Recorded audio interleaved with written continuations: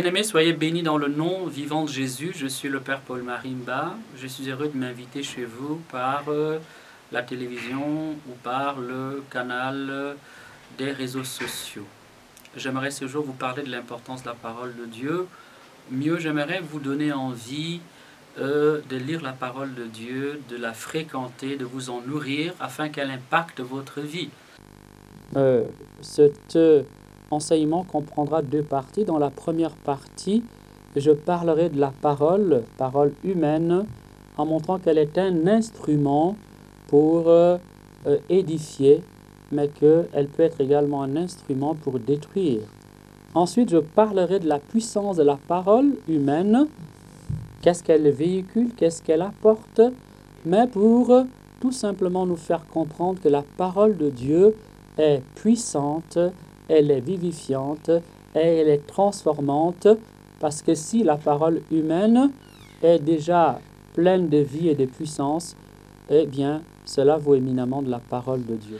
La Bible nous enseigne que la parole de Dieu est un glaive, et le glaive de l'esprit. Nous sommes dans l'épître aux Éphésiens, le chapitre 6, le verset 17. Il est dit que la parole de Dieu est le glaive de l'esprit. Mais dans d'autres références bibliques, nous découvrons encore que la parole de Dieu est le glaive de l'esprit. Par exemple, dans Hébreux 4, le verset 12, il est dit que la parole est un glaive à double tranchant, qui a la capacité de pénétrer le cœur de l'homme jusque dans ses profondeurs les plus intimes. Alors pourquoi la parole est-elle un glaive et qu'est-ce que cela signifie? D'abord, le glaive, c'est un instrument de combat. Et nous le savons, tout instrument de combat demande un certain maniement, une certaine habileté, une certaine dextérité. Il exige une certaine délicatesse aussi. Prenons par exemple une arme à feu. Il y a une manière de la tenir, il y a une manière, comment dire, d'en user. Il ne suffit pas de la posséder pour qu'on soit capable de l'utiliser habilement. Oui, la parole de Dieu est un glaive. Pour comprendre cela, peut-être qu'il convient un tout petit peu de voir quelle est l'importance de la parole humaine, tout simplement dans la vie relationnelle, dans la vie sociale. Nous le savons, la parole est un outil relationnel. Nous ne pouvons communiquer avec les autres que par la médiation de la parole.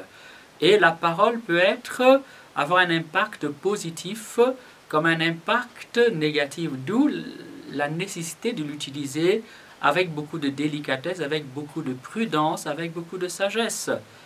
Par la parole, et c'est l'aspect positif, nous allons dire donc l'un des côtés du glaive, puisque c'est un glaive à double tranchant. Par la parole donc, nous pouvons édifier, nous pouvons enseigner, nous pouvons échanger, nous pouvons consoler, nous pouvons encourager, nous pouvons relever, nous pouvons communiquer de l'amour, nous pouvons rappeler, nous pouvons réconcilier, nous pouvons faire énormément de choses dans l'ordre du bien.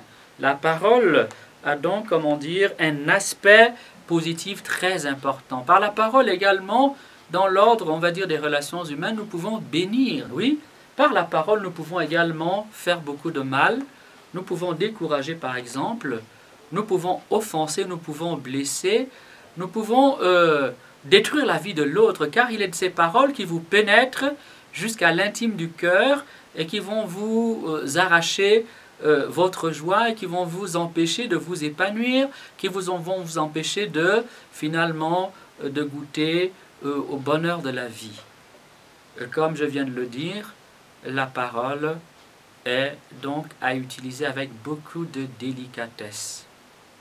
Comme glaive à double tranchant, on peut donc dire qu'elle a un aspect, on va dire positif et négatif, un aspect offensif et défensif. C'est-à-dire que nous pouvons l'utiliser à la fois, non seulement pour conquérir, pour bâtir, pour établir des relations, pour bâtir des amitiés, pour fortifier des amitiés et pour fortifier les autres, mais également, on va dire, comme glaive à double tranchant, la parole peut nous servir, comment dire, également à nous protéger.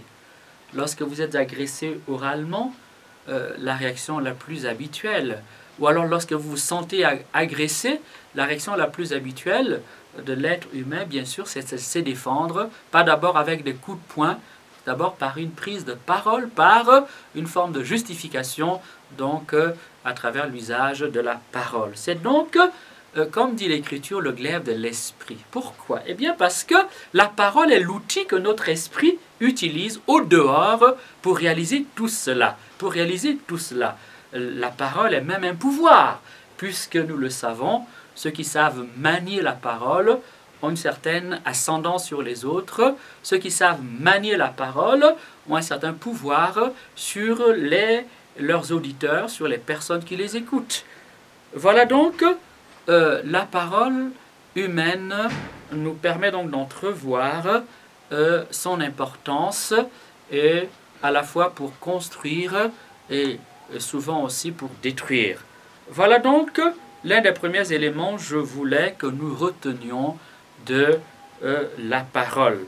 Et à travers cet élément-là, dont nous sommes tous familiers, de par notre vie relationnelle, notre vie sociale, eh bien, nous pouvons comprendre pourquoi il est important que nous nous attelions à découvrir la parole de Dieu, à nous nourrir de la parole de Dieu, à nous approprier la parole de Dieu. Je me permets de vous rappeler que dans toutes les religions, on fait usage de la parole. La parole fait donc partie de l'univers religieux. Que l'on soit chrétien ou pas chrétien, que l'on soit croyant ou pas croyant, mais dès lors qu'on parle religion, l'homme utilise toujours la parole. Et il n'est aucune forme de christianisme où la parole ne sert d'outil pour enseigner, pour réfuter, pour corriger, pour bâtir, pour édifier et pour permettre au cœur de l'homme d'établir une relation avec le Dieu vivant et vrai. J'aimerais pour cela déjà vous lire un texte biblique.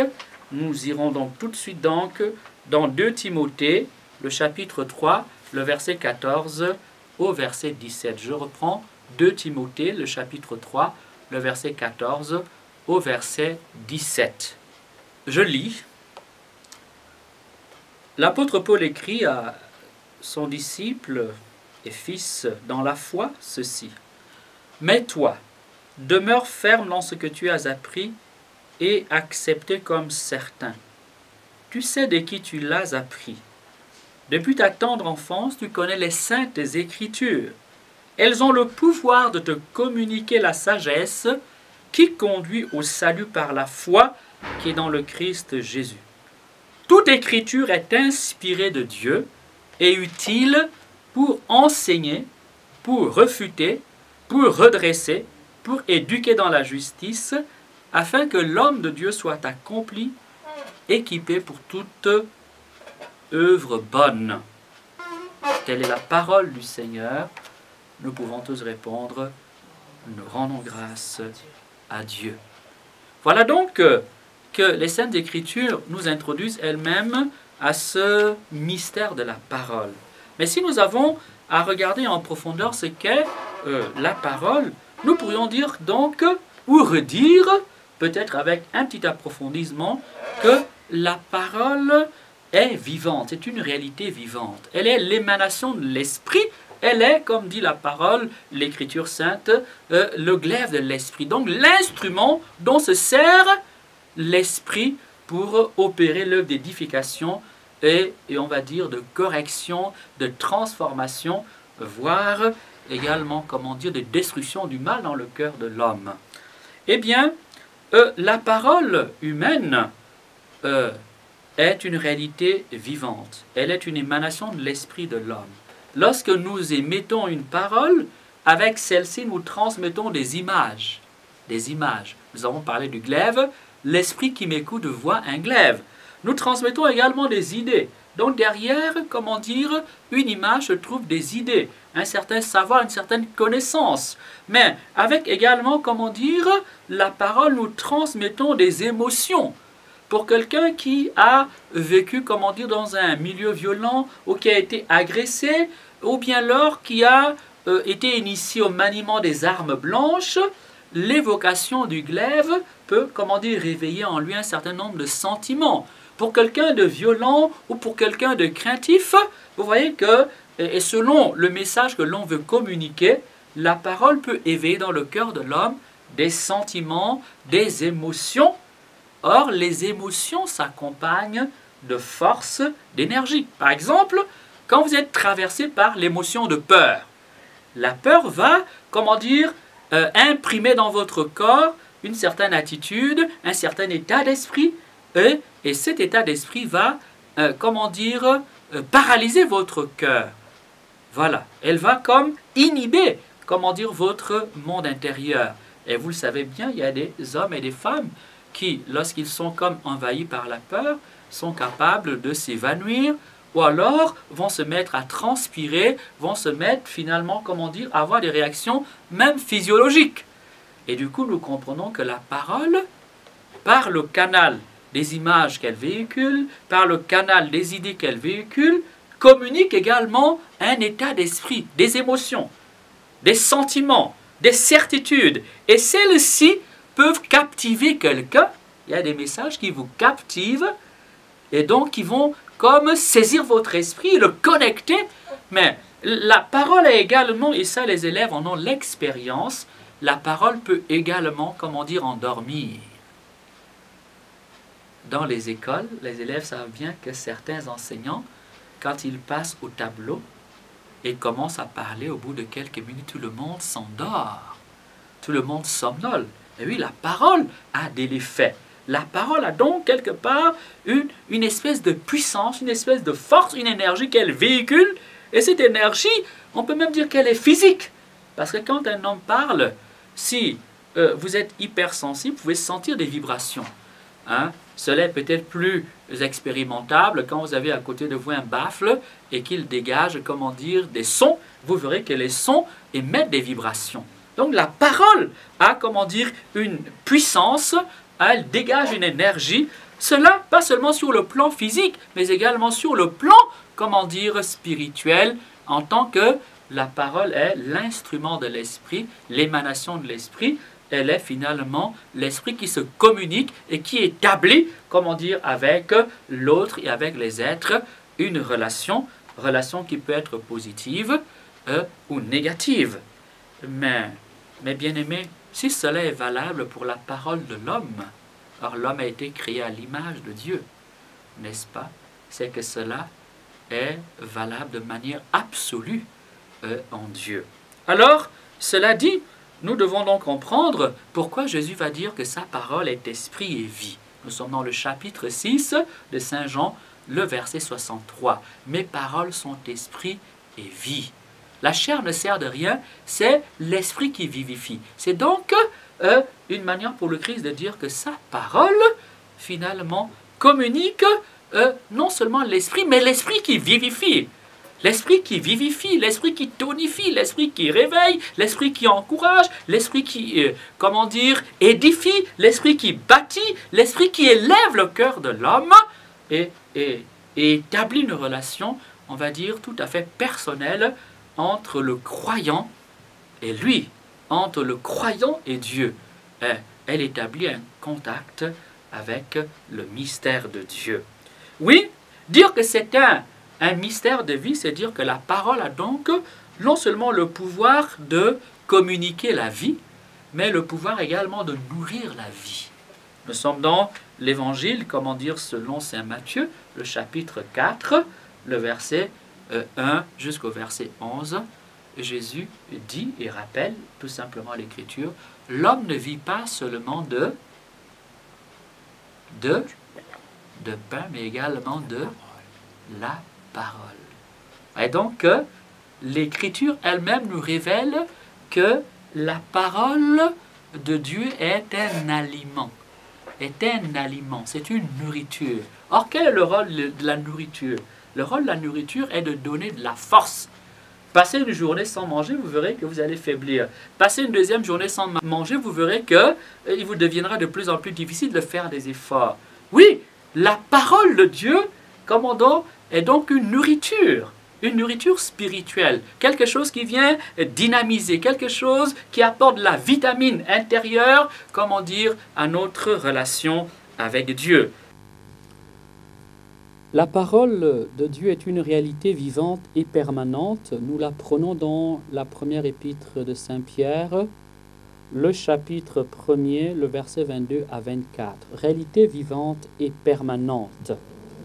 Oui, elle nourrit notre vie avec Dieu, lui apportant de la vigueur, lui permettant de croître et lui permettant d'être féconde dans l'ordre de la vie avec Dieu qui se développe à travers une vie de charité. Comme nous l'avons dit, cette parole est comparée à du lait, mais elle est également comparée à du pain. Nous sommes toujours dans les Saintes Écritures, Matthieu 4, le verset 4, et 1 Pierre 2, le verset 1 à 3. Les exorcistes, parlons-en un tout petit peu, ont l'habitude, au cours de leur séance de délivrance, tout simplement de lire la parole de Dieu sur les possédés. Et il n'est pas rare qu'au cours de ces exorcismes, à la simple proclamation de la parole de Dieu, les démons soient terrorisés et soient tourmentés.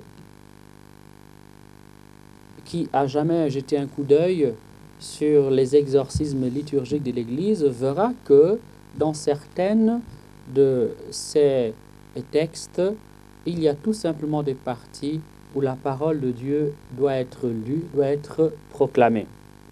Bien-aimés, cela revient donc à dire que toutes les paroles de Dieu contenues dans les Saintes Écritures sont porteuses de l'Esprit, puisque c'est l'Esprit qui en est l'inspirateur, c'est l'Esprit qui a inspiré, qui a insufflé, qui a éclairé les auteurs des textes sacrés.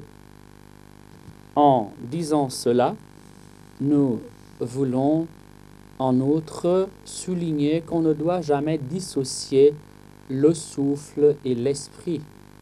Le souffle, plutôt, est la parole de Dieu. Le souffle est la parole de Dieu. Souffle et parole sont intimement liés. Si nous avons à jeter un coup d'œil dans les Saintes Écritures, nous verrons dans le livre de la Genèse, le chapitre 1, le verset 1 à 3, qu'au commencement, l'Esprit plane sur les eaux et Dieu dit une parole. La création lit, la création dans le chapitre, le récit de la création dans le chapitre 1er du livre de la Genèse, lit donc automatiquement l'action de Dieu à l'activité de l'Esprit et à l'activité de la parole. Naturellement, un coup d'œil dans d'autres passages des Écritures saintes nous en donnerait encore une preuve. C'est ainsi qu'on pourrait lire dans le livre des psaumes, je cite le psaume 33 et le verset 6 que je m'en vais lire pour vous rapidement. « Par la parole du Seigneur, les cieux ont été faites, et par le souffle de sa bouche, toutes leurs armées. » Donc, en Dieu, souffle, c'est-à-dire esprit et parole sont intimement liés. Et donc, dans notre approche des Saintes Écritures, il est bon de ne jamais dissocier ces deux éléments, car la parole véhicule l'esprit, et l'esprit est le principe qui va rendre vivifiante la parole, le principe qui permet à la parole d'être vivant dans notre cœur, de percuter notre vie et de lui communiquer la connaissance de Dieu à laquelle est lié l'amour de Dieu. En disant cela, j'aimerais prolonger mon propos en disant également que l'esprit est le principe qui nous permet de comprendre la parole de Dieu.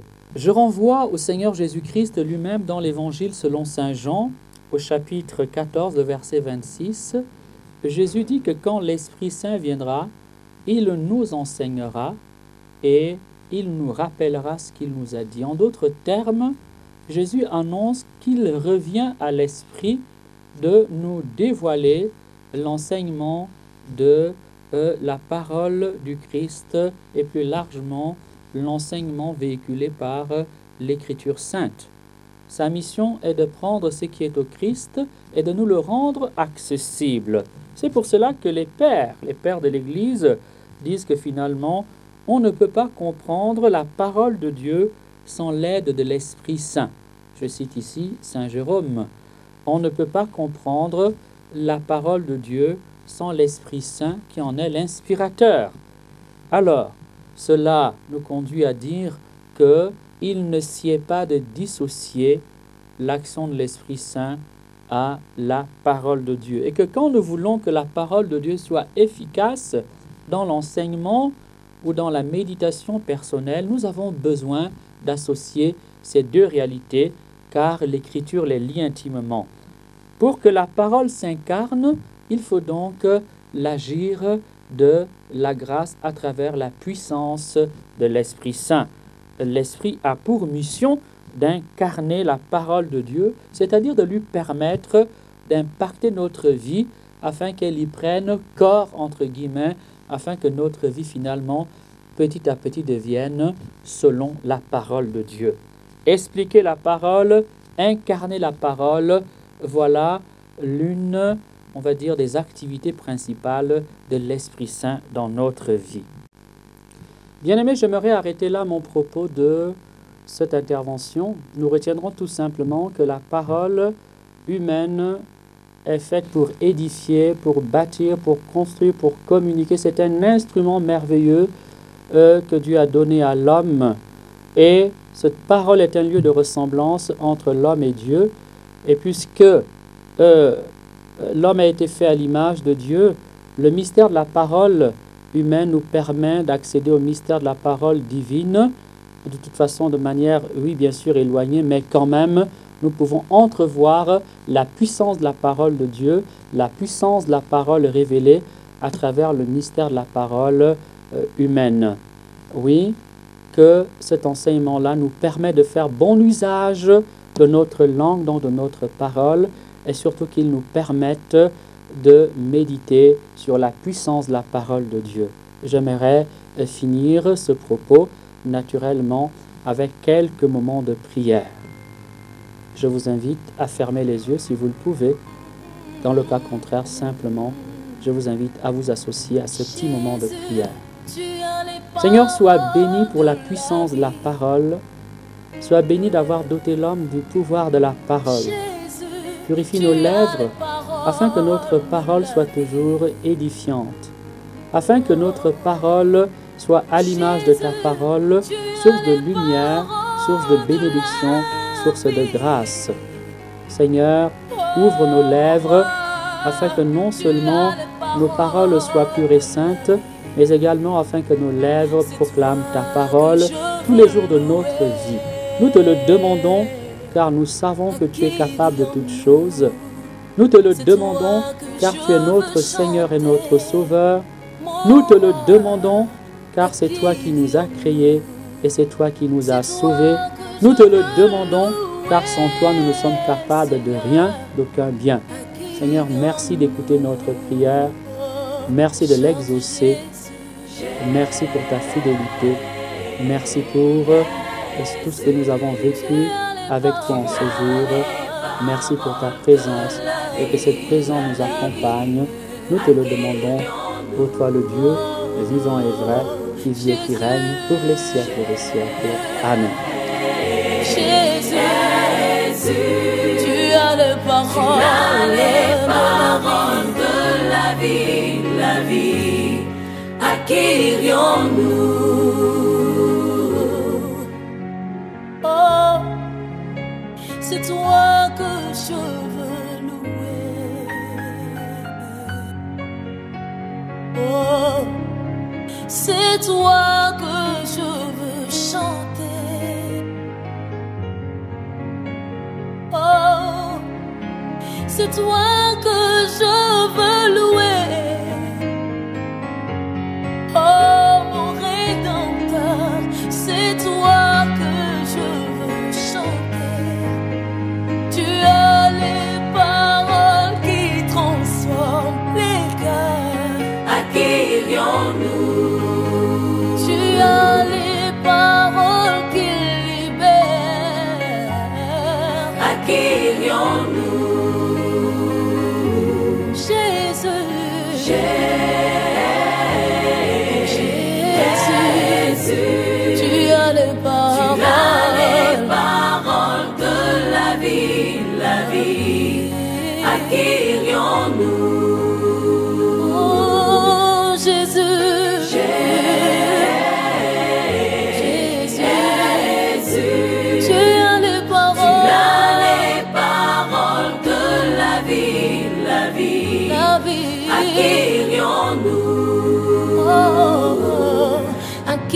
Acquérions-nous, Seigneur. Acquérions-nous. Acquérions-nous, mon roi. Acquérions-nous. Acquérions-nous. Tu as les paroles de la vie. Acquérions-nous. Tu as les paroles de la vie. Acquérions-nous. Tu as les paroles de la vie. Acquérions-nous. Jésus-Christ, mon berger.